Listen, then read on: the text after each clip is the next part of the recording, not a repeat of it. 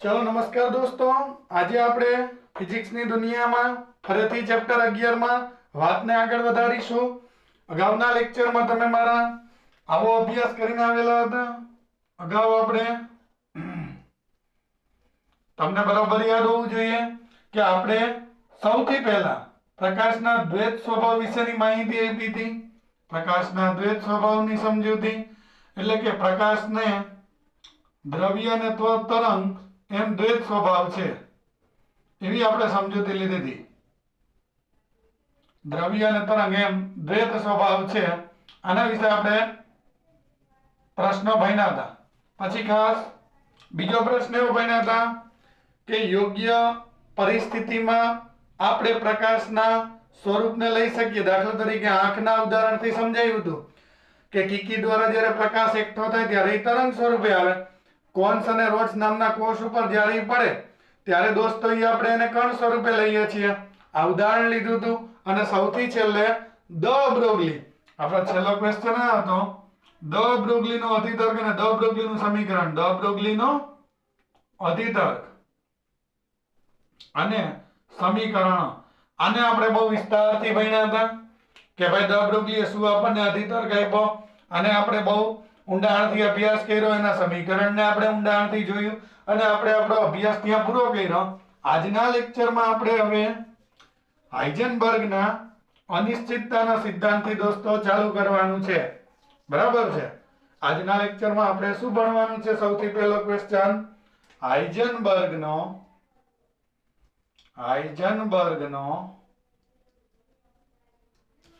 અનિશ્ચિતતાનો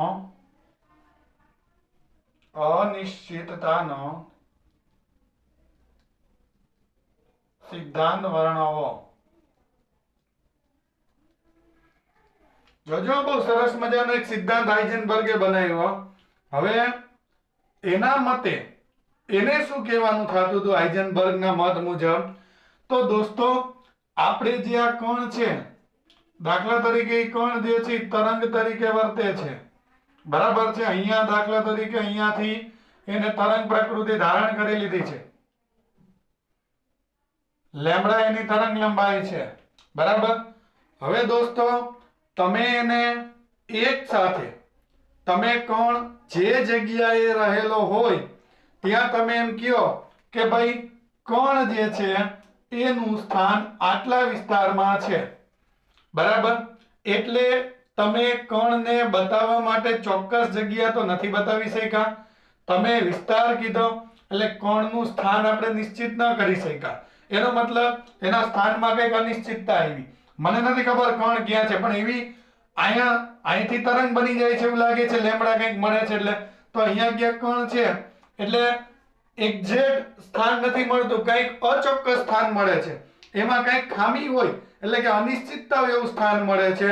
તો પહેલો મુદ્દો એમ લખી શકું કે કણના સ્થાનની અનિશ્ચિતતા ડેલ્ટા x હોય એટલે ડેલ્ટા x જેટલી એમાં આટલા વિસ્તારમાં કણનું ક્યાંક સ્થાન છે। બરાબર। હવે દાખલા તરીકે કણ તરીકે જો ઈ હોય બરાબર તો આપણે એને ચોક્કસ આટલા વિસ્તારમાં ક્યાંક હશે એવું આપણે કીધું। અને બીજું એને કીધું વેગમાન એટલે એનું વેગમાન જે છે એ તમે એક્ઝેક્ટ કેટલું છે એ ન કહી શકો એવું હાઇઝનબર્ગે કીધું। એટલે સ્થાન એક્ઝેક્ટ ન કહી શકો, કેમ ન કહી શકે આપણે જોઈએ। પણ હાઇઝનબર્ગના મતે કણના સ્થાનની અંદર જે ખામી હોય ડેલ્ટા x હોય અને તેના વેગમાનની એટલે એના વેગમાનની અંદર જે થોડી ઘણી અનિશ્ચિત હોય અને તેના વેગમાનમાં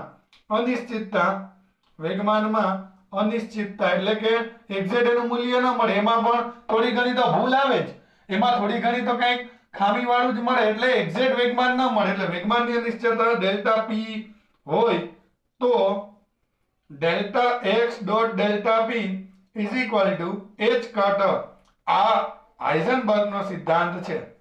હાઇઝનબર્ગનો સિદ્ધાંત છે। એટલે એનો હવે સિદ્ધાંતને આપણે ધ્યાનથી જોઈએ। એટલે એનો કહેવાનો મતલબ શું થયો?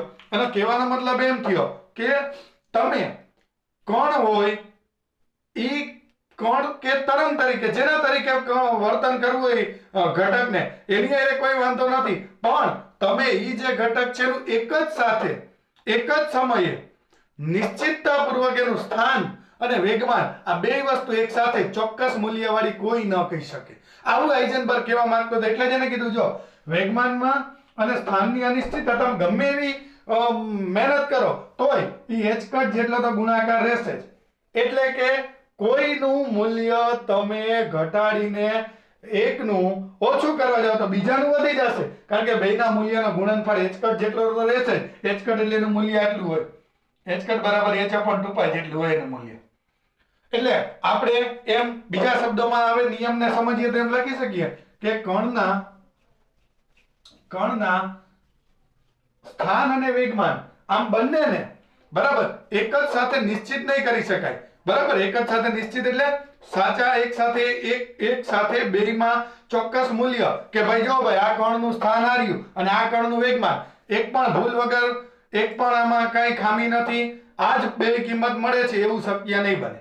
કારણ કે નિયમ હાઇઝનબર્ગે વિચારો કરીને આપ્યો છે કે એક વસ્તુ તમે ઓછી કરશો એટલે કે એક્ઝેક્ટ પરફેક્ટ મૂલ્ય શોધવા જાશો તો બીજી કિંમત જે છે એ ઓટોમેટિક અનિશ્ચિત થઈ જશે.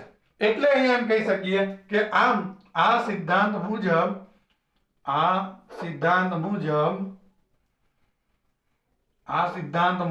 તમે એક જ સમયે કણનું સ્થાન અને કણનું સ્થાન અને વેગમાનનું મૂલ્ય ચોક્કસ કહી શકો નહીં. વેગમાનનું મૂલ્ય ચોક્કસ એક જ સમયે બેયના મૂલ્ય તમે જાણો તો એ ચોક્કસ કણનું સ્થાન અને વેગમાનનું મૂલ્ય ચોક્કસ જણાવી શકાય નહીં.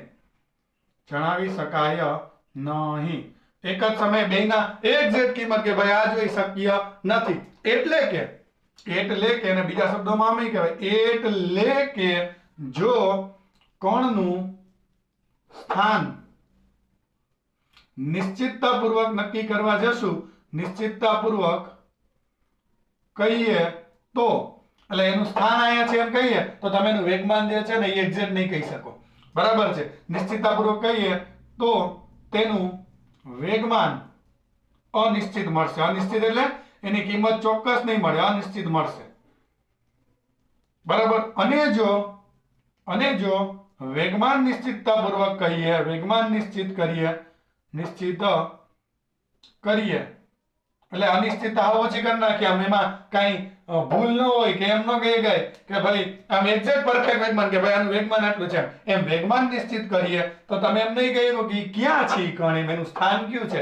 તો વેગમાન નિશ્ચિત કરીએ તો શું થશે? તો સ્થાન અનિશ્ચિત મળશે. આવું કહેવા માંગુ છું.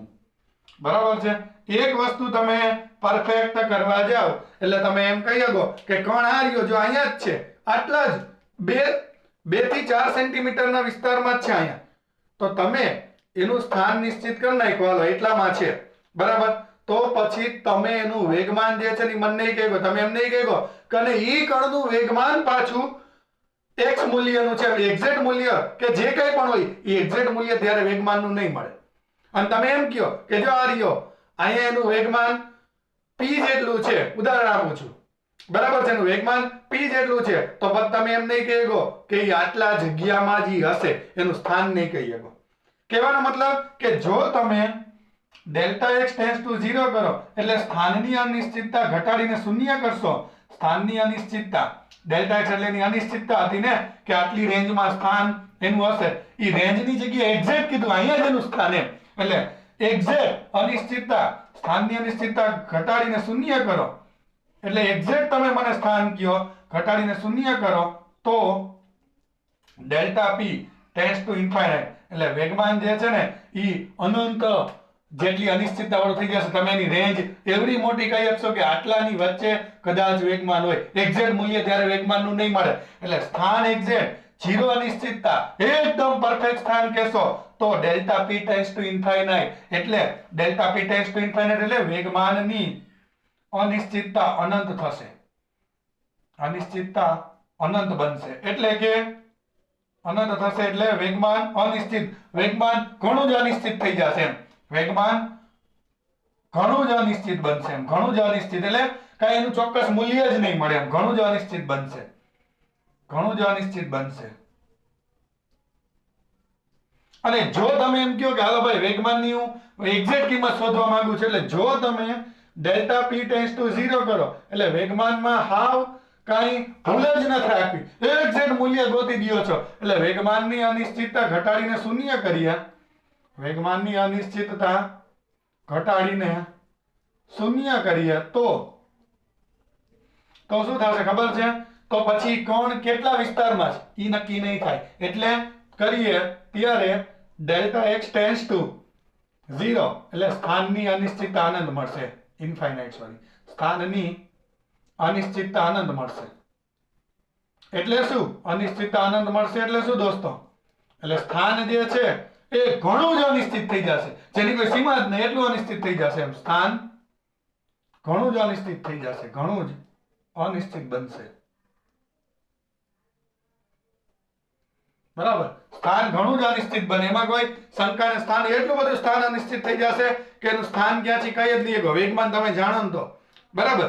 એટલે કે એક વસ્તુ તમે સમી કરવા જાઓ કે ભાઈ હાલો ભાઈ આ કણ અહીંયા જગ્યાએ છે, આ જગ્યાએ છે, તો એનું વેગમાન તમને નહીં મળે એક્ઝેક્ટ. જો તમે એનું વેગમાન શોધવા જાશો તો એનું સ્થાન જે છે ને એક્ઝેક્ટ નહીં મળે. એક તો નિયમ છે કે એક વસ્તુ ઘટાડવા જાઓ તો બીજી ઓટોમેટિક વધી જાય, અને આમ એ બેયના ગુણાકારનું મૂલ્ય કંઈક એટલે આટલું તો રહેશે જ. તમે ગમે એવો પ્રયત્ન કરો એ બેયના ગુણાકારનું મૂલ્ય કદાપી 0 નહીં થાય, એટલે અનિશ્ચિતતા ક્યારે બેયની 0 નહીં થાય. બરાબર છે, બેયનો ગુણાકાર જે છે એ ગુણાકારનું મૂલ્ય કંઈક તો રહેશે. જો અહીંયા આપ્યું જ છે તમને, જો તો તમે શું લખ્યું છે, h કટ બરાબર h અપોન 2π, એટલે કે કંઈક તો ગુણાકાર રહેશે જ, એટલે કે બંનેમાં એક નિશ્ચિત થાય તો બીજું અનિશ્ચિત થાય, એટલે બંનેને ચોક્કસ નિશ્ચિતતાપૂર્વક શોધવા શક્ય નથી. આમ એકનું મૂલ્ય નિશ્ચિત કરીએ તો બીજાનું એટલે એકનું મૂલ્ય એટલે x મૂલ્ય નિશ્ચિત કરાવો તો બીજાનું એટલે ડેલ્ટા p નું મૂલ્ય અનિશ્ચિત બની જ જાય, અનિશ્ચિત બને, અને તેમનો ગુણાકાર હંમેશા કંઈક મૂલ્ય ધરાવે છે. એટલે h કટ એટલે તો મિનિમમ કંઈક મૂલ્ય ધરાવે, મિનિમમ આટલું તો ધરાવે જ લગભગ. તમે ગમે એટલી ચોકસાઈ રાખો તોય છેલ્લે આટલા તો મૂલ્ય વાળી જ તમને કિંમત મળે. શું કામ? એનું હવે કારણ જોઈએ. આ નિયમ હતો, એને આવો નિયમ કેમ આપ્યો જુઓ. દાખલા તરીકે કોઈ વિસ્તારમાં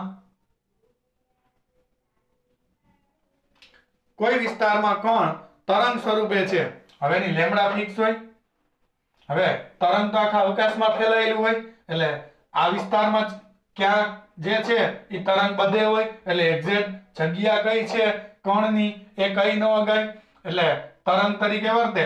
બરાબર, જો તરંગ તરીકે વર્તે તો લેમ્ડા ચોક્કસ મળે, આ તરંગ તરીકે વર્તે તો લેમ્ડા ચોક્કસ મળે, અને આમ p બરાબર h અપન લેમ્ડા મુજબ, h તો ફિક્સ જ છે, h ની કિંમત તો ફિક્સ છે, લેમ્ડા ફિક્સ મળ્યું, તો આમ p જે છે એ p કેવું બને? વેગમાન p, તો કે વેગમાન ચોક્કસ બને, એનું કઈક ચોક્કસ મૂલ્ય મળે, એટલે અનિશ્ચિતતા એમાં કઈ ન મળે. અનિશ્ચિતતા એટલે એમાં કઈ આપણે તુક્કો ન લગાડવાનો હોય કે ભાઈ આટલાથી આટલાની વચ્ચે વેગમાન હશે, એટલે તરંગ તરીકે જ્યારે વર્તે ત્યારે વેગમાનની તો કિંમત કઈક ચોક્કસ બની ગઈ દોસ્તો. હવે તો કે આ તરંગ તો આખા અવકાશમાં ફેલાયેલું હોય, આમ સ્થાન કેવું થઈ ગયું? અનિશ્ચિત થઈ ગયું ઓટોમેટિક. આ ચોક્કસ થયું, ઓલું અનિશ્ચિત. બરાબર, પરંતુ તરંગ સમગ્ર વિસ્તારમાં ફેલાયેલ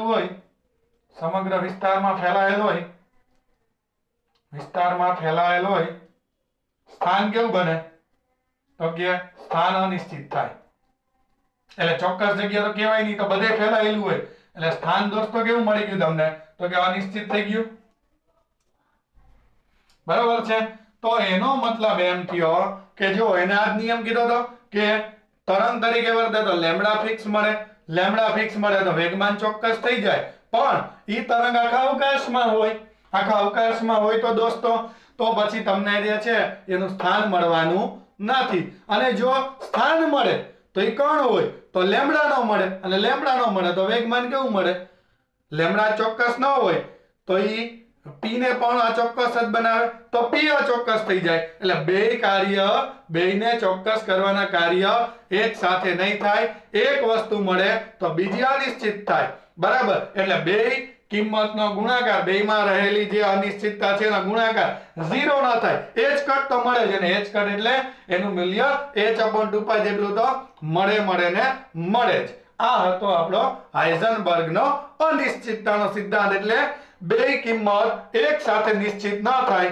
એક સ્થાન ફિક્સ કરો. અહીંયા જો, અહીંયા મેં વેગમાન ફિક્સ કર્યું, લેમ્ડા તરંગ લંબાઈ છે એટલે વેગમાન ચોક્કસ મળ્યું, અનિશ્ચિતતા વેગમાનની સાવ ઓછી, તો એનું સ્થાન અવકાશમાં ગમે ત્યાં હોય તો આ વધી ગયું એટલે દોસ્તો કે આ અનિશ્ચિત થઈ ગયું, તો જે નિયમ એને કીધો હતો કે એક વધારવા જાવ તો બીજું ઓટોમેટિક એકની અનિશ્ચિતતા ઓછી કરો તો બીજાની અનિશ્ચિતતા વધી જ જશે, અને ગુણાકાર h કટ જેટલો જ રહેશે. એટલે કે જો હવે તમે આનું સ્થાન નક્કી કરો તો આની અનિશ્ચિતતા ઓછી કરી નાખી તો પછી એની તરંગ લંબાઈ નહીં મળે, તરંગ સ્વરૂપની સ્વીકૃતિની, તો વેગમાન અનિશ્ચિત થઈ જશે. એનો મતલબ એક વધારીએ તો બીજું જે છે એ અનિશ્ચિતતા એની વધી જ જશે, એકમાં ઘટાડીએ તો આ હાઇઝનબર્ગનો અનિશ્ચિતતાનો સિદ્ધાંત કહેવાય મિત્રો. ઓકે,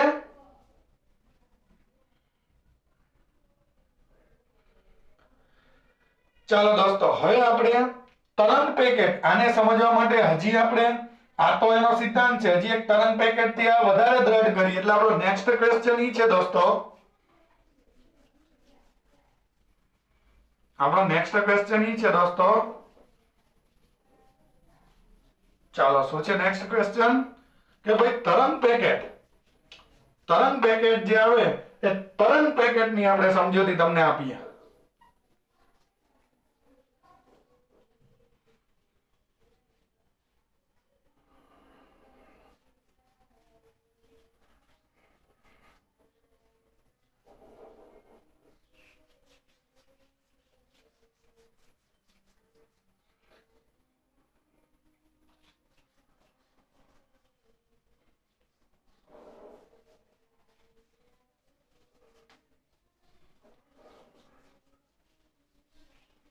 ચાલો દોસ્તો, હવે આપણે શું ભણવાનું છે, તો કે હવે આપણો ક્વેશ્ચન નેક્સ્ટ આવો છે, તરંગ પેકેટ દોસ્તો, એની તમારે શું આપવાની છે સમજૂતી. ઓકે, તો આપણે નેક્સ્ટ ક્વેશ્ચન લખીએ, તરંગ પેકેટ એટલે શું,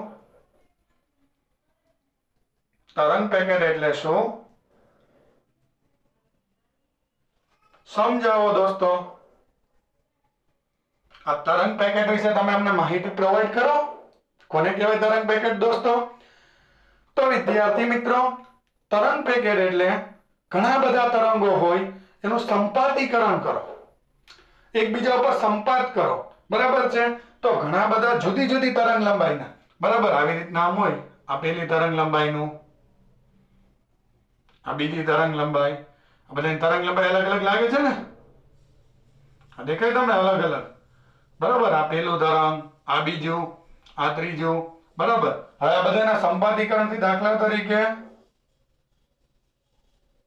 આવું કોઈ આ પરિણામી તરંગ મળ્યું, આ પરિણામી છે દોસ્તો. કેમ આવું મળ્યું?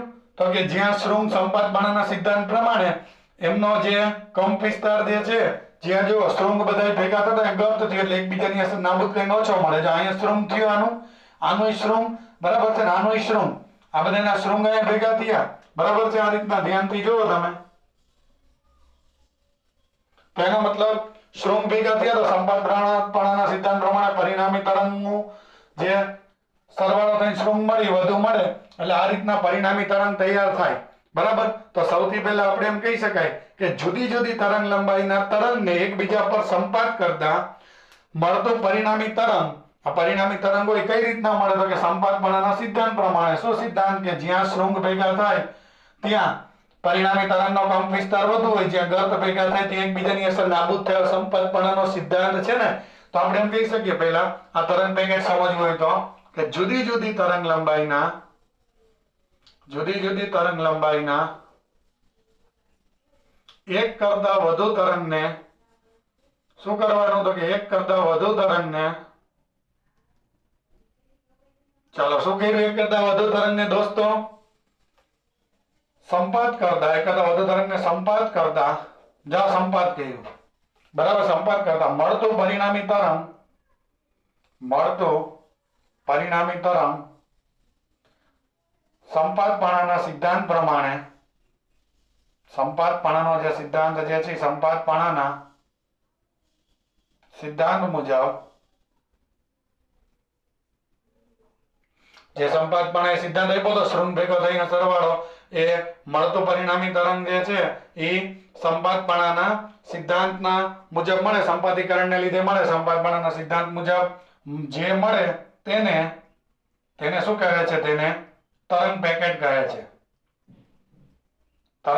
કહે છે હવે દોસ્તો આ તરંગ પેકેટમાંથી તમને શું જાણવા મળ્યું તો કે જો તરંગ અહીંયાથી બંધ થઈ જાય છે અહીંયાથી આટલા વિસ્તારમાં વળી નવું તરંગ કદાચ ચાલુ થતું હશે બરાબર એટલે એનો મતલબ કે આટલા વિસ્તારમાં ઈ કણ તરંગ બની જતું હશે કણી બની જતું હશે એટલે આટલા વિસ્તારમાં ક્યાંક કણ તરીકેની હાજરી પોતે પુરવાર કરે છે અહીંથી વળી નવું તરંગ ચાલુ થાય છે એટલે તો એનો મતલબ એમ થયો કે આ પરિણામી તરંગ સમગ્ર અવકાશમાં અનંત સુધી તો નથી ફેલાયેલું ને અહીંયાથી વળી અહીંયા એનું પૂરું થઈ જાય છે આ તરંગ બરાબર છે એક સરખું આવી રીતના અનંત સુધી તો જતું નથી એટલે અહીંયા એમ કહી શકાય કે આ તરંગ પેકેટ જે છે તરંગ પેકેટ સમગ્ર અવકાશમાં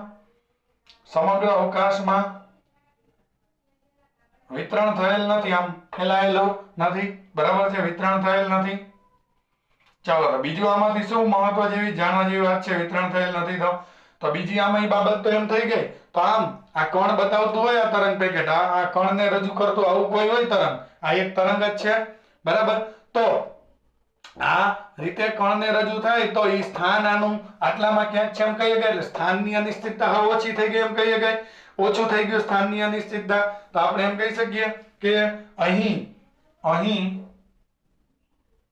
તે ચોક્કસ વિસ્તાર ધરાવે અહીં તે ચોક્કસ વિસ્તારમાં ફેલાયેલો હોય આમ અનંત અવકાશમાં નથી એટલે ચોક્કસ વિસ્તારમાં ફેલાયેલો હોય છે પરંતુ તમે ધ્યાનથી જો પરંતુ તેની તરંગ લંબાઈ ચોક્કસ નથી હોતી જો આમાં તરંગ લંબાઈનું કંઈ ન હોય તરંગ લંબાઈ ચોક્કસ નથી હોતી તે કોઈ મધ્યમાનની આજુબાજુ હોય બરાબર એટલે ફિક્સ તરંગ લંબાઈ નથી હોતી તો તમે પરંતુ તેની તરંગ લંબાઈ કોઈ ચોક્કસ મૂલ્ય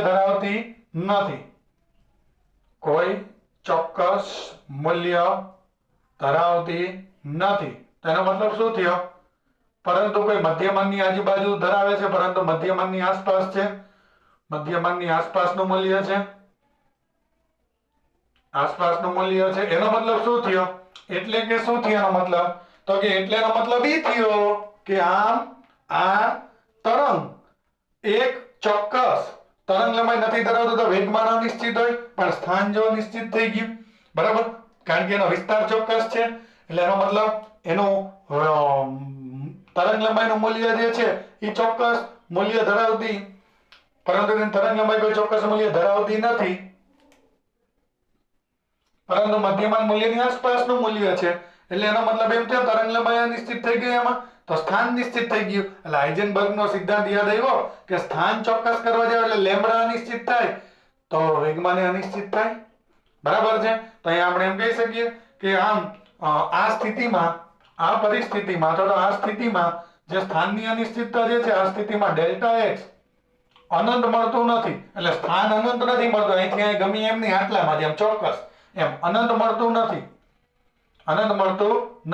પણ તમે સામે પક્ષે જોયું કે પરંતુ એને ચોક્કસ મૂલ્ય હોય છે બરાબર છે સ્થાન અનંત મળતું નથી પરંતુ તે તરંગ પેકેટ છે એટલે કંઈક ચોક્કસ મૂલ્યમાં હોય છે એટલે કંઈ અનંત મૂલ્ય નથી પડતું ચોક્કસ મૂલ્યમાં હોય છે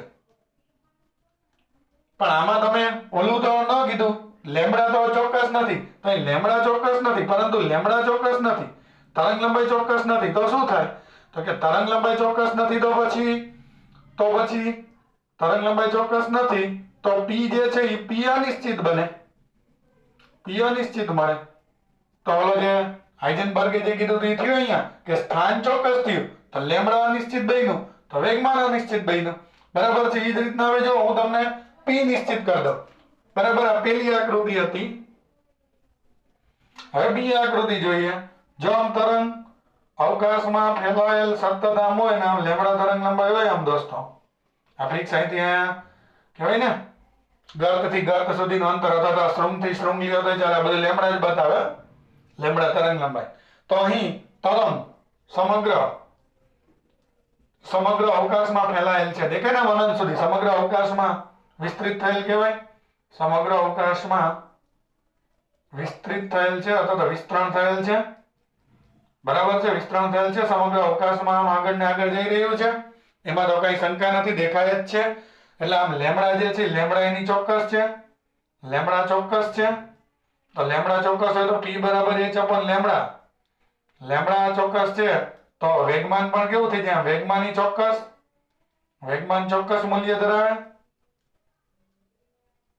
બરાબર છે. વેગમાન ચોક્કસ મૂલ્ય ધરાવે દોસ્તો. પરંતુ દોસ્તો તેના સ્થાન તો આખા અવકાશમાં ગમે ત્યાં વિસ્તરણ છે એટલે આમ સ્થાનને અહીંયા ચોક્કસ કહી શકાય નહીં. તો હતું એ જ વળી પાછા જગ્યા આપણે આવી ગયા કે ભાઈ અહીંયા તમે વેગમાન જે છે અનિશ્ચિત બતાવ્યું સોરી વેગમાન અહીંયા ચોક્કસ કર્યું તેનું સ્થાન આખા અવકાશમાં ગમે તે એટલે અનિશ્ચિત. એટલે આ તરંગ પેકેટથી તમે એનું સ્થાન ચોક્કસ બતાવી શકશો તો વેગમાન નહીં બતાવી શકો. તરંગ પેકેટ એટલે ઘણા બધા તરંગો ઉપરથી આ રીતના બનાવ્યું હોય તે સિમ્પલ તરંગ હોય એમાં લેમ્બડા ફિક્સ હોય તો એના વેગમાનનું મૂલ્ય ચોક્કસ મળે. પરંતુ એ આખા અવકાશમાં હોય તો સ્થાન અનિશ્ચિત હોય. એટલે હાઇઝનબર્ગના સિદ્ધાંતને આપણે એમ કહી શકીએ કે એક વસ્તુ ચોક્કસ કરતા બીજી 100% કેવી બને છે અચોક્કસ બનશે. સ્થાન ચોક્કસ તો વેગમાન અચોક્કસ. વેગમાન ચોક્કસ કરવા જાવ બરાબર છે જે અહીંયા આપણે કર્યું તેનું સ્થાન આખા અવકાશમાં વિસ્તરણ થયેલું હોય અનિશ્ચિત બને. તો આ તરંગ પેકેટનો કન્સેપ્ટ આપણે સમજાયો કે દોસ્તો.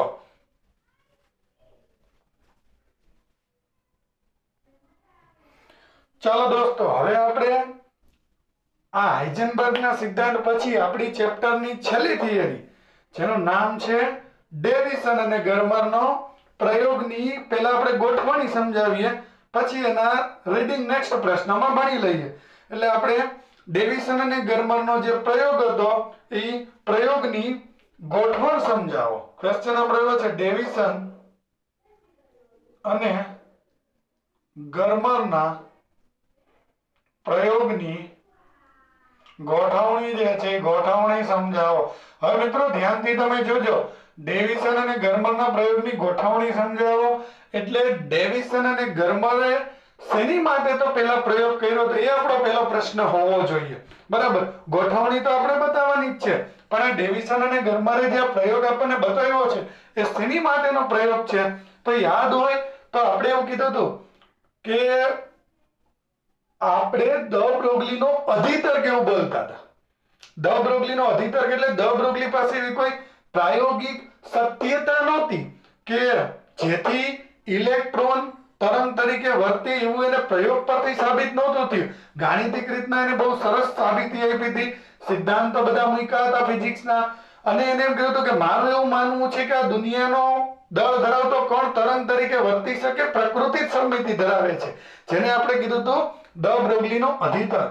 યાદ છે દ બ્રોગલીનો અધિતર્ક બરાબર ને. અને એને પાછું એટલે સુધી કહી દીધું કે ઇલેક્ટ્રોન તરંગ તરીકે વર્તે તો ઇલેક્ટ્રોનની તરંગ લંબાઈનું સૂત્ર પણ કંઈક એને આપી દીધું તો આવું કંઈક બરાબર છે. 1.22 લેમ્બડાના છેદમાં અંડર રૂટ એવી આપણે ચર્ચાઓ અગાઉ ભણી ગયા ને. તો દોસ્તો આને કીધું છે તો એને કંઈક ખોટું કે સાચું બેમાંથી એક તો બતાવતો પ્રયોગ હોવો જ જોઈએ. એટલે એને આપણે દર્શાવવા માટે સાચો છે કે ખોટો એની આ વાતને રજૂ કરવા માટે બે વૈજ્ઞાનિકો આવ્યા ડેવિસન અને ગર્મરને એને એક પ્રયોગ કર્યો 1927 માં. પછી જે થોમ્સને 1928 માં કર્યો. પછી આ પ્રયોગ બે એક જ વસ્તુ સાબિત કરતા હતા એટલે એને સંયુક્ત રીતના નોબેલ પ્રાઇઝ ફિઝિક્સ નું મળેલું છે. શું સાબિતી આપે છે કે હા ઇલેક્ટ્રોન તરંગ તરીકે મિત્રો વર્તે છે એ અહીંયા પ્રાયોગિક રીતના સાબિત કરશે. ઓલાએ તો અધિતર્કથી કીધું હતું કે મારું એવું માનવું છે, અને આને એમ કીધું કે માનવું છે ઈ વાત તારી સાચી પડી ગઈ, અને પ્રયોગથી એને અહીંયા આખા ઇલેક્ટ્રોનના તરંગ સ્વરૂપને સાબિત કરી બતાવ્યું. તો એનો પ્રયોગ કેવો હતો, એને ગોઠવણ શું કરી હતી એ પહેલા કહીએ, પછી એનો પ્રયોગ કરી લઈએ દોસ્તો આપણે, એટલે આપણી વાત અહીંયા પૂરી થઈ જાય. તો આપણે કહી દઈએ કે કણના તરંગ સ્વરૂપની સાબિતી પ્રાયોગિક રીતે ડેવિસન આ બે ભેગા થઈને કર્યો હતો પ્રયોગ, અને ગરમારે 1927 માં તથા થોમ્સને 1928 માં આપેલ હતું. 1928 માં આપેલ છે. ટૂંકમાં આ પ્રયોગ શેની માટે છે, તો કે આ પ્રયોગ કણની તરંગ પ્રકૃતિ પ્રાયોગિક રીતના દર્શાવે છે. કે જો ભાઈ આ રહ્યો પ્રયોગ, આમાં જુઓ તમે ઇલેક્ટ્રોન તરંગ તરીકે વર્તે છે, આ દેખાય, એ પ્રાયોગિક રીતના સાબિત કરતો પ્રયોગ છે. સાથે સાથે દોસ્તો એમાં તમને ઇલેક્ટ્રોન તરંગ તરીકે વર્તે તેની તરંગ લંબાઈ દ બ્રોગલીએ જે કીધી હતી ઈ જે પ્રયોગથી મળી, એટલે દ બ્રોગલી સાચો પડ્યો મિત્રો. એટલે જ આપણે અભ્યાસક્રમમાં સાચી જ બાબતો આવતી હોય ને, એમને તુક્કા મારીએ એ થોડું ફિઝિક્સમાં ચાલે, બરાબર છે. ચાલો, તો એમાં સૌથી પહેલા ગોઠવણીની અંદર આપણે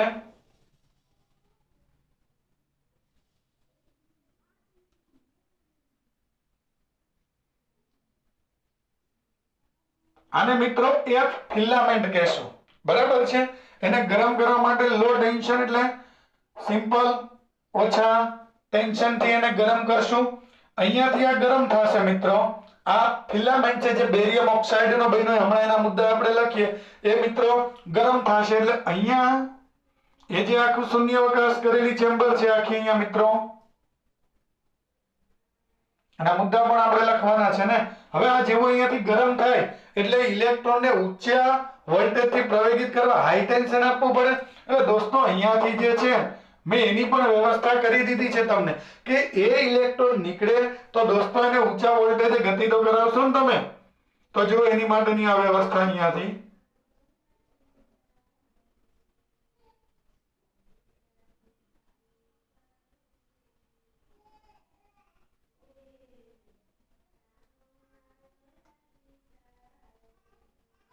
ઓકે દોસ્તો, આ આપણે હાઈ ટેન્શન અહીંયા આપેલા છે, અહીંયા રિયોસ્ટેટ ગોઠવી દીધો છે જેથી બદલવો હોય તો બદલી શકાય. ને જેને આપણે પ્રવેગિત કરવો છે દોસ્તો, કોને પ્રવેગિત કરશું આપણે,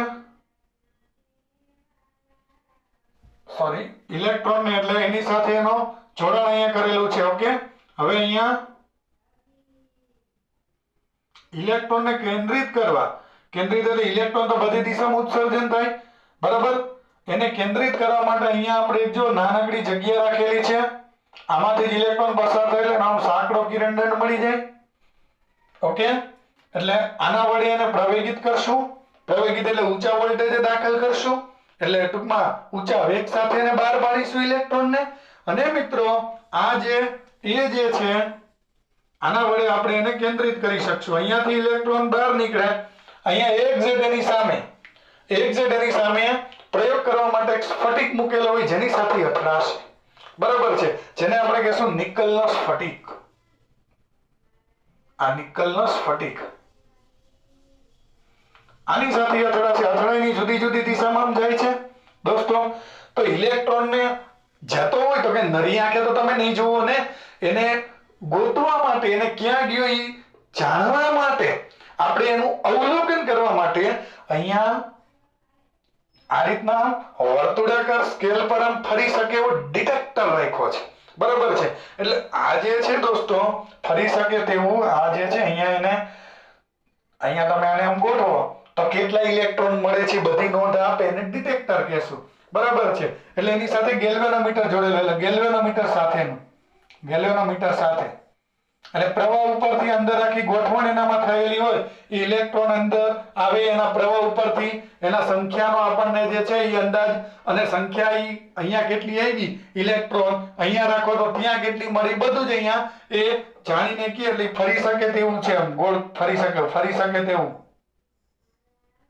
કલેક્ટર પણ લખે છે, ડિટેક્ટર પણ કહે છે, બરાબર છે, કલેક્ટર ગેલ્વેનોમીટરની સાથે દોસ્તો.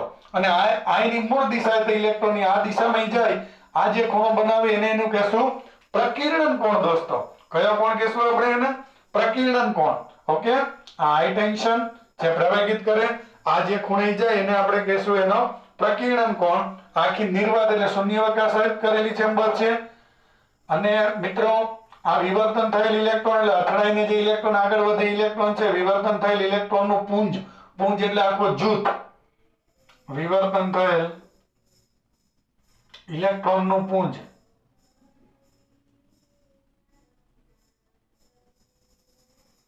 ચાલો દોસ્તો, આ વિવર્તન થયેલ ઇલેક્ટ્રોન જે છે, ઇલેક્ટ્રોનનું શું છે મિત્રો? પુંજ છે. અને આ જે છે એ ઇલેક્ટ્રોન ગન છે. આમાંથી ઇલેક્ટ્રોન બહાર આવે એટલે આને ઇલેક્ટ્રોન ગન કહેશું આખી રચનાને. આમાંથી બહાર નીકળીને અહીંથી કેન્દ્રિત થઈને બહાર આવે. ઓકે, તો આખી ગોઠવણી જે છે આ ડેવિસન અને ગરમરના પ્રયોગ માટે છે. તો સૌથી પહેલા આપણે ક્યાંથી ચાલુ કરવાનું? તો કે આકૃતિમાં આ F જે બેરિયમ ઓક્સાઇડનું જે ઇલેક્ટ્રોન ગન તરીકે વર્તે છે, બરાબર છે. એ ઇલેક્ટ્રોન ગન જે છે એ ટંગસ્ટનના ફિલામેન્ટ F, આ ટંગસ્ટનનો બન્યો હોય, બરાબર છે. ઇલેક્ટ્રોન ગન F જે ટંગસ્ટનના ફિલામેન્ટ F ઉપર બેરિયમ ઓક્સાઇડનું પાતળું સ્તર લગાવીને બનાવ્યું હોય. તો અહીંયાથી એના પ્રયોગના બે મુદ્દા લખી નાખીએ કે આકૃતિમાં ગન એટલે જેમ ગનમાંથી ગોળી છૂટે આમાંથી ઇલેક્ટ્રોન છૂટશે ને અહીંયાથી પ્રવેગ સાથે છૂટશે, ગતિ સાથે છૂટશે. આકૃતિમાં ઇલેક્ટ્રોન ગન F ટંગસ્ટન પર બેરિયમ ઓક્સાઇડનું પાતળું સ્તર ચડાવીને બનાવેલ છે. બેરિયમ ઓક્સાઇડનું આ જે છે આકૃતિમાં ઇલેક્ટ્રોન ગન F ટંગસ્ટન પર બેરિયમ ઓક્સાઇડનું પાતળું સ્તર લગાવીને બનાવેલ છે. ઓકે દોસ્તો, હવે એને શું કર્યું? તેને LT વડે ગરમ કરવાથી તેમાંથી ઇલેક્ટ્રોનનું ઉત્સર્જન થાય છે. એટલે આમાંથી ઇલેક્ટ્રોન બહાર નીકળશે. તેને LT એટલે ઓછા વોલ્ટેજ, LT વડે ગરમ કરવાથી ઇલેક્ટ્રોનનું ઉત્સર્જન થશે. આખા પ્રયોગની ગોઠવણ સમજાવી દઈએ. આકૃતિ દોરતા દોરતા હું શબ્દ બોલતો હતો, પણ હવે એને ડીપમાં તમને સમજાવી દઉં છું. એને ગરમ કરો LT વડે એટલે એમાંથી ઇલેક્ટ્રોનનું ઉત્સર્જન થશે દોસ્તો. ચાલો પછી શું થશે દોસ્તો? તો કે એને HT વડે, બરાબર છે, LT વડે જે છે આ ફિલામેન્ટ જે છે, ફિલામેન્ટને HT લાગુ પાડીને પ્રવેગિત કરી શકાય, એટલે ઝાઝા વેગ સાથે એને ગતિ કરી શકાય. ઓકે દોસ્તો, તો આપણે એને આમાંથી ગરમ થાય એટલે ઉષ્માજનિત રીતના ઉત્સર્જન થાય. ફિલામેન્ટમાંથી ઉષ્માજનિત ઉત્સર્જન દ્વારા ઇલેક્ટ્રોન બહાર આવે. એટલે ટૂંકમાં આપણે આગળ ભણી ગયા ને, ગરમ થાય ઇલેક્ટ્રોન બહાર આવે, જેને HT વડે એટલે હાઈ ટેન્શન આ HT વડે પ્રવેગિત કરી શકાય. એટલે એને ગતિમાં લાવી શકાય, પ્રવેગિત કરી શકાય. હાઈ વોલ્ટેજ એને પ્રવેગ આપ્યો છે, બળ આપ્યું છે અને ટૂંકમાં ઉર્જા આપી છે. EV જે આપણે કહીએ ને અહીંયાથી આપેલી છે, બરાબર. હવે એને આપણે સૂક્ષ્મ છિદ્રવાળા નળાકારમાંથી પસાર કરી અને નિકલના સ્ફટિક ઉપર સંપાત કર્યો છે. તો આપણે નેક્સ્ટ મુદ્દામાં એમ લખી શકીએ કે જેને સૂક્ષ્મ છિદ્રવાળા, જો સૂક્ષ્મ છિદ્ર જે છે ને, સૂક્ષ્મ છિદ્રવાળા નળાકારમાંથી પસાર કરી શું કર્યું? તો કે નળાકારમાંથી પસાર કરી અને દોસ્તો નિકલ જે છે એ નિકલના સ્ફટિક પર આપાત કરીએ છીએ.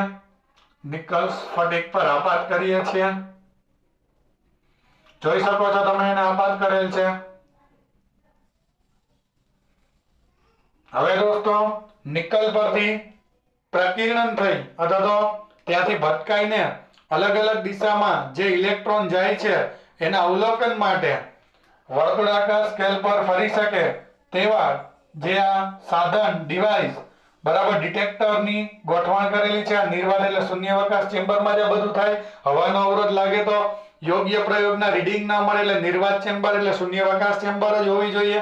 તો અહીંયાથી આપણે આગળ વધીએ, નિકલના સ્ફટિક ઉપર આપાત કરીએ છીએ. પછી તો કે હવે નિકલના સ્ફટિક વડે ઇલેક્ટ્રોનના કિરણપુંજનું અથવા તો એ જે ઇલેક્ટ્રોનની જે કિરણાવલી જે છે, ઇલેક્ટ્રોનની કિરણાવલીનું જુદી જુદી દિશામાં, બરાબર છે, એની જે આ કિરણાવલી જે છે, ઇલેક્ટ્રોનની આ ઇલેક્ટ્રોન ગન છે દોસ્તો, અને આ ઇલેક્ટ્રોનની કિરણાવલી હતી, ઇલેક્ટ્રોનની કિરણાવલી એનું શું થાય છે દોસ્તો? તો કે ઇલેક્ટ્રોનની કિરણાવલી જુદી જુદી દિશામાં શું પામે છે? તો કે જુદી જુદી દિશામાં પ્રકીર્ણન પામે. દેખાય ને? પ્રકીર્ણન પામે છે. જ્યાં થીટા જે છે એનો પ્રકીર્ણન કોણ છે? થીટા પ્રકીર્ણન કોણ છે? હવે મિત્રો આજે જુદી જુદી દિશામાં એની સંખ્યાના અભ્યાસ માટે આપણે વર્તુળાકાર સ્કેલ પર ફરી શકે તેવું કલેક્ટર ગોઠવેલ છે. ઓકે, એની માટે આપણે એમ કહી શકીએ કે જુદી જુદી દિશામાં જે પ્રકીર્ણન એનું થાય છે, જુદી જુદી દિશામાં થતા પ્રકીર્ણનના અભ્યાસ માટે વર્તુળાકાર સ્કેલ પર ફરી શકે તેવા ગેલ્વેનોમીટર, વર્તુળાકાર સ્કેલ પર ફરી શકે તેવું કલેક્ટર ગેલ્વેનોમીટર સાથે મૂકેલ છે. કલેક્ટર જી એટલે ગેલ્વેનોમીટર સાથે મૂકેલ છે. બરાબર છે ને? સમગ્ર રચના નિર્વાત ચેમ્બરમાં મૂકેલી છે, ખાસ યાદ રાખજો. તો આ મિત્રો પ્રયોગ જે કરવો છે એને પહેલા સંપૂર્ણ ગોઠવી દીધો. આ એની ગોઠવણી છે. આ તમને કઈ તકલીફ આપે એવું હોય તો જોઈ લ્યો, એની સંપૂર્ણ ગોઠવણી છે. હવે આપણે એનો પ્રયોગ કરવાનો છે. આ ગેલ્વેનોમીટર અહીંયા જે જોડ્યું હોય એ ખાસ કેટલું હલે? તો કે જેટલા ઇલેક્ટ્રોન વધુ આવે એમ પ્રવાહ વધુ એમ વધુ, એટલે એમ કહી શકાય કે ગેલ્વેનોમીટરનું કોણાવર્તન જે ઇલેક્ટ્રોન જે આવે છે એની તીવ્રતાના સમપ્રમાણમાં, જેમ વધુ તીવ્રતા એમ વધુ કોણાવર્તન, એવું કહી શકાય. ચાલો, તો આપણે પ્રયોગને ગોઠવી દીધો. હવે આપણે એના શું લેશું દોસ્તો? રીડિંગ લેશું. ઓકે, અહીંયાથી આપણે જે બધું આ પ્રયોગને ગોઠવણ કરી, હવે એના રીડિંગ લઈએ, પ્રયોગ ચાલુ કરીએ. ગોઠવણ થઈ ગઈ છે. ખાસ અહીંયા જેમ જેમ કોણાવર્તન વધુ એમ ઇલેક્ટ્રોન વધુ આવ્યા. હવે જો તમે આમાં તરંગ સ્વરૂપ ક્યારે લઈ શકો, કણ સ્વરૂપ તરીકે ક્યારે લઈ શકો? તો જો તમે એક હાથમાં ઘણી બધી માર્બલ રાખેલી છે એવું વિચારો, માર્બલ એટલે લખોટી વિચારો. હવે એને આમ એક સરખું આમ નાનકડું છિદ્ર બે હાથની હથેળી વચ્ચે કરીને આમ એને આવવા દો, તો ઈ જમીન સાથે અથડાય તો તમે એની દિશાનું અવલોકન કરજો. એ લગભગ 4 ઓર ગતિ કરશે ઉછળીને. તો એનો મતલબ ઈ કણ છે, કણ તરીકે વર્તે છે, અથડાઈને અને ઈ દેખાય છે. હવે જો આ ઇલેક્ટ્રોન કણ છે, આવે છે એક દિશામાં, અથડાય અને બધી દિશામાં ડિટેક્ટર દ્વારા સરખા ભાગે અવલોકનમાં મળતા હોય કે ભાઈ અહીંયા ઇલેક્ટ્રોન મળે છે, અહીંયા મળે છે, અહીંયા મળે છે, અહીંયા મળે છે, અહીંયા બધે ગેલ્વેનોમીટર કોણાવર્તન બતાવે તો ઇલેક્ટ્રોન બધી દિશામાં ગયા, કણ છે. પણ પ્રકાશને તમે અવલોકન કર્યું, કોઈ સ્વચ્છ ધાતુની સપાટી પર આપાત થાય, અથડાય, એક ચોક્કસ દિશામાં જાય.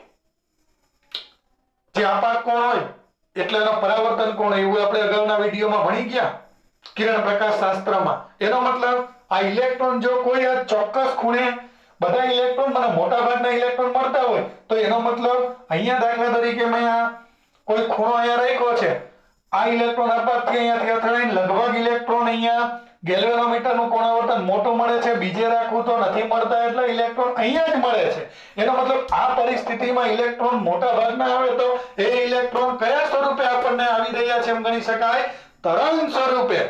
તો અહીંયા અલગ અલગ વોલ્ટેજ લાગુ પાડી ડિટેક્ટરને અલગ અલગ સ્થાન ઉપર ફેરવી અને કોઈ ચોક્કસ સ્થાને મોટા ભાગના ઇલેક્ટ્રોન આવતા હોય તો તરંગ સ્વરૂપની સ્વીકૃતિ મળી જશે આપણને મિત્રો. તો એ અહીંયા મળે છે કે નહીં આપણે ચકાસવાનું છે. એટલે કે પ્રયોગના અવલોકનો આપણે લેવાના છે. હવે તો આપણે પ્રયોગ ગોઠવી દીધો છે સંપૂર્ણ, બરાબર છે. હવે એના અવલોકનો તરફ આગળ વધીએ મિત્રો. બરાબર, અવલોકનો લઈ લઈએ અને મેં કીધું એવા અવલોકન મળે તો આપણે એમાં સફળ થઈ ગયા છીએ.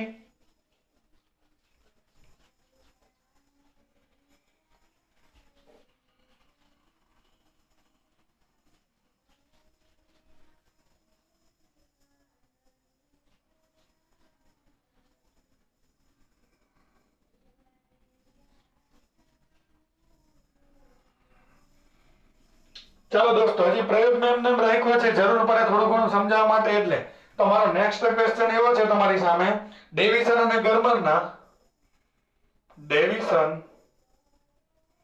અને ગર્મરના જે આપણે પ્રયોગની વાત કરી, પ્રયોગની પદ્ધતિ અને પછી એના પરિણામો કંઈક આપણને મળ્યા હશે ને, એના અવલોકનો તો કંઈક આવ્યા હશે ને, તો આપણે એના જે છે અને તેના પરિણામોની સમજૂતી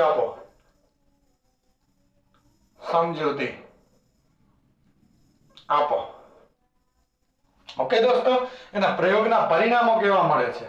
તો દોસ્તો, ડેવિસન અને ગર્મરે જુદા જુદા સ્કેલ ઉપર ડિટેક્ટરને ફેરવી જુદા જુદા વોલ્ટેજ લાગુ કરી, જેનાથી પ્રવેગિત થતો હતો એટલે જે ઓલા સૂત્રમાં કીધા હતા ને કે V વોલ્ટેજ પ્રવેગિત થતો એની ઉર્જા એવી હોય, આ V અલગ અલગ ગોઠવી ઇલેક્ટ્રોનને પ્રવેગિત કર્યા, બરાબર છે. અને આ પ્રકીર્ણન કોણ એટલે કેટલાના ખૂણે કેટલા ઇલેક્ટ્રોન મળે છે એનો આલેખ દોર્યો. તો એને જે અહીંયા વોલ્ટેજ કેટલા લાગુ પાડ્યા છે ઈ, બરાબર છે. અને દાખલા તરીકે 58 ખૂણે આ ડિટેક્ટર રાખ્યું તો કેટલા મળે છે, પછી એટલા જ વોલ્ટેજ 59 ના ખૂણે ડિટેક્ટર રાખ્યું તો કેટલી સંખ્યા મળે છે. એટલે એને એ રીતનો આલેખ દોર્યો. જો કેવા આલેખ દોરી આપણે સમજીએ તો આપણે અહીંયા પહેલો જ મુદ્દો એવો લખી શકાય કે આપાત અને પ્રકીર્ણન પામતા બીમ વચ્ચેના ખૂણાને આપાત કિરણ જે છે, પેલા પ્રકીર્ણન કોને કહેવાય, તો કે આપાત કિરણ અને પ્રકીર્ણન પામતા બીમ વચ્ચેના આપાત ઇલેક્ટ્રોનનું બીમ જે છે, આપાત ઇલેક્ટ્રોનનું બીમ અને પ્રકીર્ણન પામતા ઇલેક્ટ્રોનના બીમ વચ્ચેના કોણને, એનો કોણ બીમ વચ્ચેના કોણને શું કહે છે દોસ્તો? પ્રકીર્ણન કોણ કહે છે. ઓકે, આ પ્રકીર્ણન કોણ. હવે આપણે રીડિંગોની શરૂઆત કરવી છે પ્રયોગમાં. મારે કોના રીડિંગ લેવાના છે હું તમને કહી દઉં. તો કે મેં આજે જુદા જુદા પ્રવેગક વોલ્ટેજ લાગુ પાડી અને જુદા જુદા કોણે મળતા ઇલેક્ટ્રોનની સંખ્યા નોંધી લીધી. એટલે દાખલા તરીકે મેં 55 વોલ્ટેજ લાગુ પાડ્યા કેસ 1 માં. તો ઉદાહરણ આપું છું, મેં ખરેખર વોલ્ટેજ જે છે એ 48 થી લઈ અને 44 થી લગભગ 68 સુધીના વોલ્ટેજ મેં લાગુ પાડેલા છે એની વચ્ચેના ગેપના, બરાબર છે. તો એ 44 થી 68 ના વોલ્ટેજ લાગુ પાડીશ. દાખલા તરીકે કેસ પહેલામાં 55 લાગુ પાડ્યા, થીટા બરાબર 30 કાંઈક તમને ઇલેક્ટ્રોનની કાંઈક સંખ્યા મળી En કહું.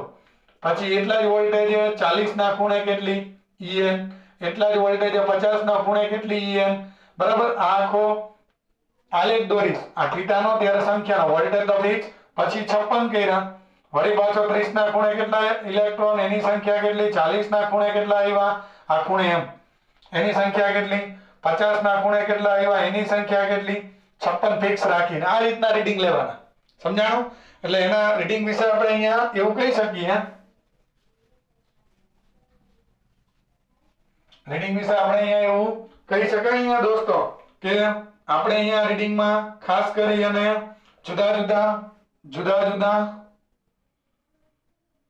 પ્રવેગક વોલ્ટેજ લાગુ કરી, એટલે અહીંયા જુદા જુદા જે વોલ્ટેજ જે છે વોલ્ટેજ લાગુ કરી ને અહીંયાથી લાગુ પાડવાના જુદા જુદા, બરાબર છે. જુદા જુદા પ્રવેગક વોલ્ટેજ લાગુ કરીને આ શું હતું તો કે ડિટેક્ટર દ્વારા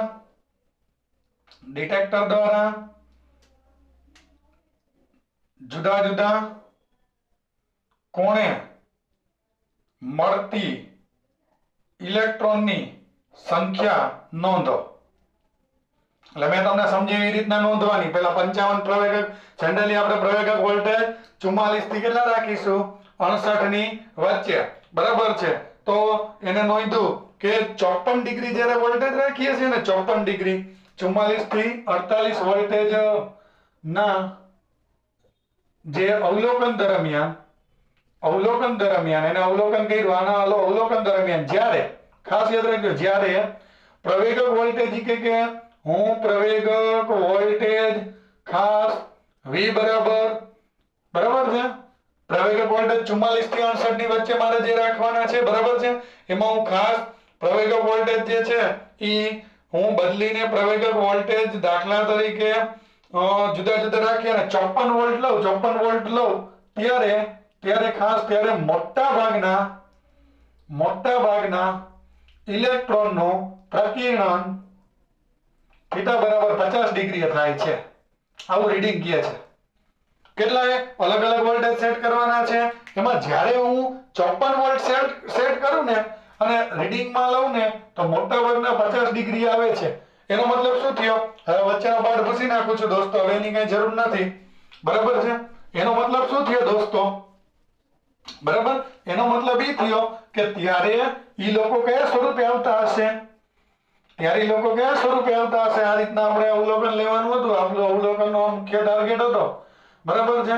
તેનો મતલબ એમ થયો કે આમ ત્યારે તે લોકો આપણને તરંગ તરીકે મળતા હશે. મેં પહેલા શરત મૂકી હતી કે મોટા ભાગના એક ખૂણે મળે એટલે તરંગ તરીકે વેરતા. તો આ કયા સ્વરૂપે આપણને મળે છે? તરંગ સ્વરૂપે. અને હું થોડા ઘણા તમને જે છે ઈ આલેખ હોય હું દોરીને આપું તો જો આ રીતનો આલેખ આનો મળે. આ દાખલા તરીકે સંખ્યા છે એની, જુઓ આ સંખ્યા, આ કોણ,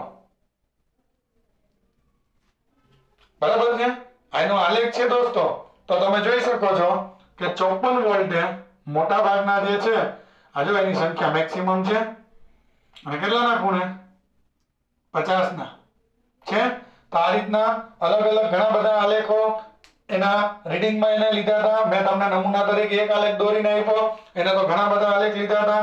64 વોલ્ટે જે આલેખ લીધો એ કંઈક આવો મળતો હતો. એમાં કોઈ યોગ્ય સંખ્યા નહોતી મળતી. 64 વોલ્ટે લીધો ત્યારે બરાબર અક્ષ બે ફિક્સ જ. આ 64 વોલ્ટ સેટ કરીને મેં તમને કીધું ને એક વખત વોલ્ટેજ ફિક્સ કરી દેવાના આટલાના ગેપની વચ્ચે. પછી થીટા બરાબર 30 કેટલા મળે ઇલેક્ટ્રોન, 40 કેટલા મળે, એ બધા અહીંયા દર્શાવવાના. અહીંયા સંખ્યા, એનો ખૂણો, અહીંયા બિંદુ મળે ને એવી રીતના એમ. પછી એવી રીતના એને અલગ અલગ ઘણા બધા આવી રીતના નમૂના તરીકે જે છે એ આલેખ લીધો તો 68 વોલ્ટે લીધો તો કંઈક આવો મળતો હતો 68. તો આવી રીતના અલગ અલગ એને આલેખ મળતા હતા. પણ જો અહીંયા મેક્સિમમ સંખ્યા આમ જેટલી હશે મેક્સિમમ સંખ્યા વાળો આલેખ અહીંયા મળે છે. ધેટ મીન્સ કે ત્યારે એ શેના તરીકે વર્તે છે? તરંગ તરીકે વર્તે છે. એવી સ્વીકૃતિ કહી શકાય. તો અહીં એમ કહી શકું કે આમ 68 ડિગ્રીના ખૂણે દોસ્તો 50 ડિગ્રીના ખૂણે આ રીડિંગ જે છે આ રીડિંગ ઉપર એમ કહી શકે કે આમ પ્રવેગક વોલ્ટેજ 50 હોય, પ્રવેગક વોલ્ટેજ 54 હોય ત્યારે 50 ડિગ્રીના કોણે મોટા ભાગના ઇલેક્ટ્રોન આવતા હોય, મોટા ભાગના ઇલેક્ટ્રોન નું પ્રકીર્ણન થતું હોય તે તરંગ સ્વરૂપે અથવા તો પ્રકીર્ણન થતું હોય તરંગ પ્રકૃતિ ધરાવે. કારણ કે બધા એક જ જગ્યાએ આવે એટલે તરંગ પ્રકૃતિ ધરાવે એમ કહેવાય.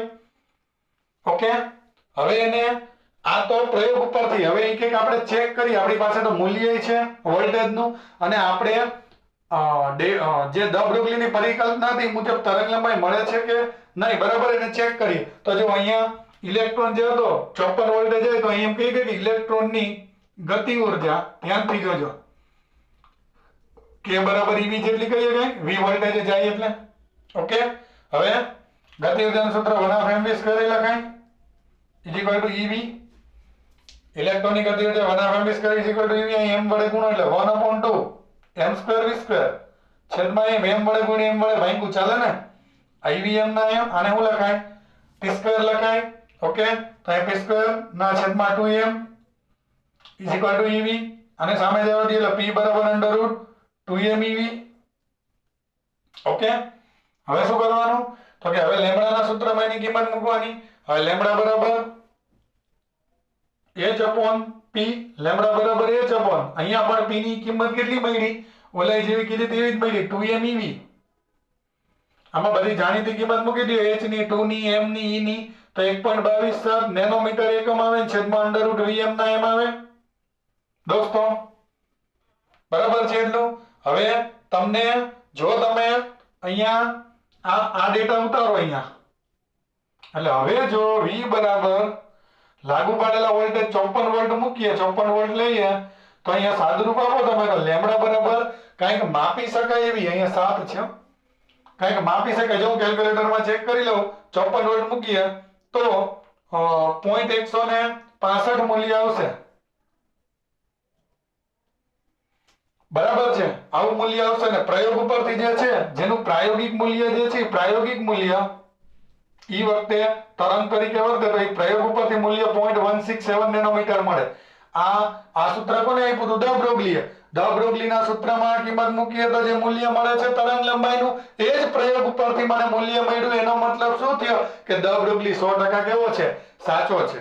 ઇલેક્ટ્રોન તરંગ તરીકે વર્તવાની જે અધિતર્ક હતો એ સાબિત થયો અને એ 54 વોલ્ટ ડ બ્રોગલીનું જે આ સૂત્ર આપણે અગાઉ ભણાવ્યું હતું એમાં કિંમત મૂકીને તરંગ લંબાઈ શોધી જે સૈદ્ધાંતિક રીતના હતી એના પ્રાયોગિક મૂલ્ય જેટલી જ મળી. આ સિદ્ધાંત ઉપરથી જે ડ બ્રોગલીએ શોધી હતી અને પ્રયોગ ઉપરથી પણ એટલું જ મૂલ્ય મળ્યું. તો દોસ્તો આપણે શું કહી શકાય કે આમ ઇલેક્ટ્રોનના તરંગ તરીકે વર્તવાની જે આપણી ધારણા હતી એ અહીંયા કેવી પુરવાર થઈ?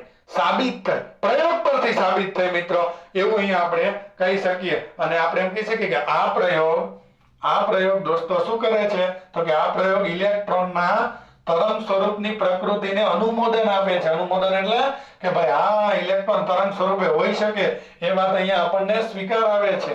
આ પ્રયોગ ડ બ્રોગલીના ઇલેક્ટ્રોનની તરંગ પ્રકૃતિની જે વાત હતી, તરંગ પ્રકૃતિની જેનો અધિતર્ક હતો એને અનુમોદન આપે છે. તરંગ પ્રકૃતિના અધિતર્કને અનુમોદન એટલે એ વાતને એમ કે છે સાચી થઈ, તું સાચો હતો, બરાબર છે, એ અનુમોદન આપે છે એમ કહી શકાય. જેની તરંગ પ્રકૃતિની વાત હતી દોસ્તો એને અહીંયા શું મળી રહ્યું છે? અનુમોદન મળી રહ્યું છે. અને આપણે પછીથી નવી દુનિયામાં ઇલેક્ટ્રોન માઇક્રોસ્કોપના ઇલેક્ટ્રોનના તરંગ સ્વરૂપને જ વાપરીએ છીએ. અને પછી ઇલેક્ટ્રોન જે છે ઇલેક્ટ્રોન માઇક્રોસ્કોપ જે છે એમાં ઇલેક્ટ્રોન માઇક્રોસ્કોપમાં ઇલેક્ટ્રોનના તરંગ સ્વરૂપનો જ ઉપયોગ થાય છે. ઇલેક્ટ્રોનના તરંગ સ્વરૂપનો જ ઉપયોગ થાય છે. એટલે ઇલેક્ટ્રોન એમાં તરંગ તરીકે જ લે છે. તો દોસ્તો જે અધિતર્ક હતો એ અહીંયા 100% સાચો પુરવાર થયો. પ્રયોગ ઉપરથી રીડિંગ એવા મળ્યા, પ્રાયોગિક રીતના તરંગ લંબાઈ ચેક કરી, બધી જ રીતના ક્રોસમાં ચેક કરી લીધું. પણ મેં પહેલાય કીધું હતું સાચું હોય સાચું જ રહે. અને ડ બ્રોગલીએ જે આપણને પરિકલ્પના કીધી હતી એ સાચી પડી કે દરેક કણ પણ તરંગ તરીકે વર્તી શકે, માત્ર પ્રકાશ જ નહીં, એ પરિકલ્પના સાચી પડી. અને એટલે જ એની તરંગ લંબાઈ ગમે ત્યારે તરંગ તરીકે વર્તે તો આ સૂત્રથી તમે શોધી શકો ઇલેક્ટ્રોનની v વોલ્ટેજ પ્રવેગિત કરો તો. અને મેં 54 કર્યા હતા ત્યારે બધા 50 ડિગ્રીના ખૂણે આવતા હતા તરંગ તરીકે અને એની તરંગ લંબાઈ પ્રયોગ પરથી આટલી મળી જે સૂત્રએ એ જ કીધી. આમ આ બધી જ વાત આપણને ડ બ્રોગલી નહીં જે પરિકલ્પના તેને અનુમોદન આપે છે. તો વિદ્યાર્થી મિત્રો મારા બધા જ અહીંયા થિયરીના પાર્ટ્સ પૂરા થયા. હવે આપણે આ ચેપ્ટરના દાખલામાં આગળ વધશું. ધન્યવાદ આપ સૌનો.